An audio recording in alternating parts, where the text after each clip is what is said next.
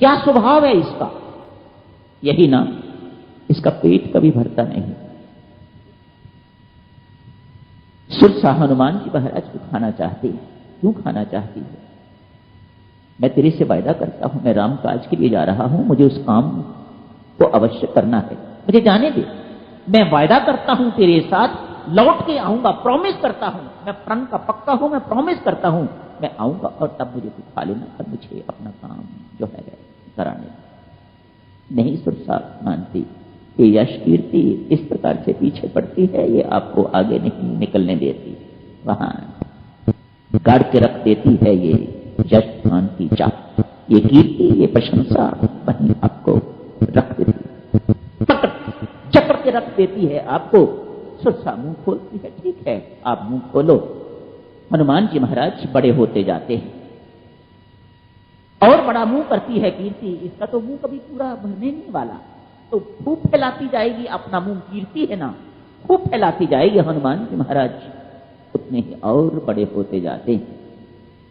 पर हनुमान जी महाराज को तो अपना काम निकालना है, इसलिए जब देख लिया बहुत बड़ा मुंह इसने खोल दिया है, तो हनुमान जी महाराज ने तुरंत अंगूठे मात्र का अपना साइज बना के उनके मुंह में घुस के तत्काल और भीतर के बाहर आ जाते। सुरसा बहुत प्रसन्न होती है, अरे वाह वाह वाह वाह, बहुत बढ़िया, जा तू सफल होके आएगा।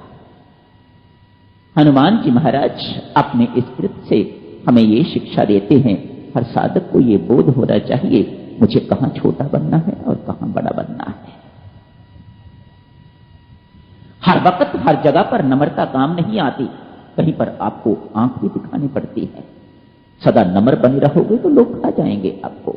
ये यश कीर्ति करने वाले, प्रशंसा करने वाले लोग आगे पीछे घूमते रहेंगे, यदि इनको आंख नहीं दिखाओगे, तदक इस प्रकार से नहीं करोगे तो ये तो खा जाएंगे आपको।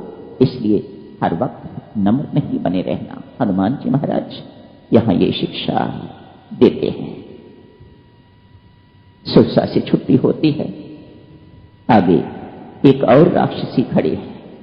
यहां पर लगता है हनुमान जी महाराज आकाश मार्ग से चलने लग गए हैं। वह इनकी छाया को पानी में देखती है और ऊपर उभरती है, इनकी छाया को पकड़ लेती है। छाया को पकड़ के इनको नीचे उतार लेती है।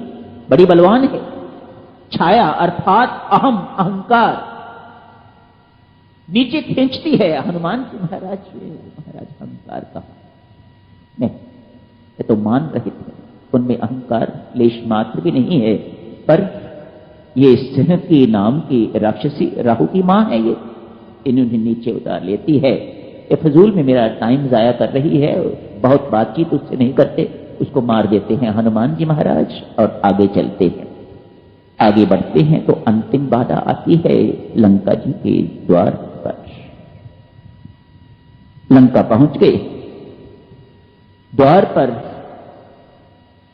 लंका की अधिष्ठात्री देवी लंकनी है, तो वह भी राक्षसी पर वह खड़ी है,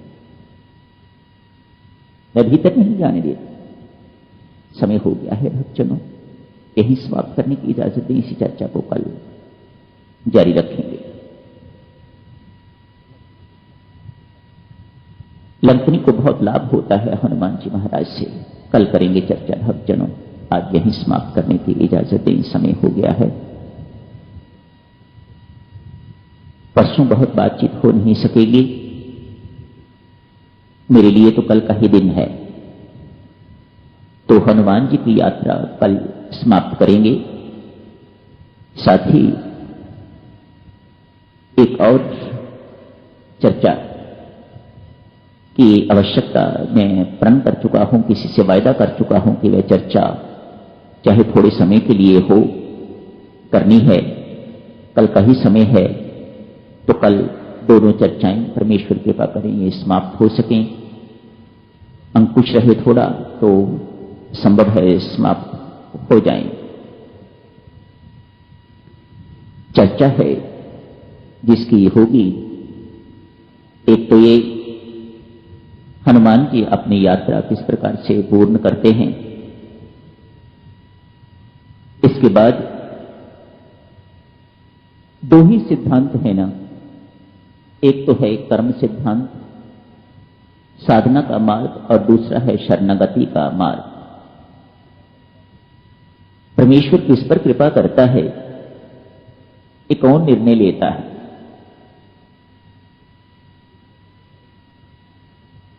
किसके प्रति वह इतना पक्षपाती हो जाता है? परमात्मा की कृपा अकारण है, अहेतुकी है। क्या अभिप्राय है इससे? क्या अर्थ निकलता है इसका? मनमौजी है क्या? जिस पर मर्जी कृपा कर दी, जितनी मर्जी कर दी, जिसको मर्जी दुत्कार दिया, जिसको मर्जी पक्ष के अंदर कर दिया, जिसको मर्जी बाहर कर दिया, इत्यादि इत्यादि। कल करेंगे भक्तजनों चर्चा। स्वभाव तो परमात्मा का बिल्कुल ऐसा ही है, समझना बहुत कठिन, कहना भी बहुत कठिन, पर करेंगे कोशिश। कल थोड़ा जितना भी समझ में आ सके सब मिलके समझने की कोशिश करेंगे। धन्यवाद। पैसे का गरीब